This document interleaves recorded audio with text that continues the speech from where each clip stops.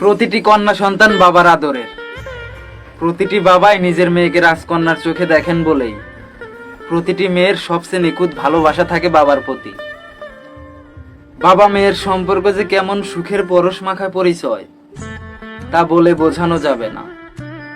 আল্লাহর কাছে কোনো পুরুষ যদি কোনো গভীরভাবে কিছু চেয়ে থাকে তাহলে একটি কন্যা সন্তান। প্রতিটি বাবা তার মেয়েকে গভীরভাবে ভালোবাসে।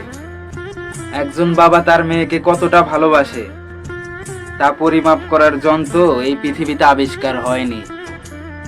সন্তান হলো মায়া, আর মেয়ে সন্তান হলো সেই মায়ার সমুদ্র।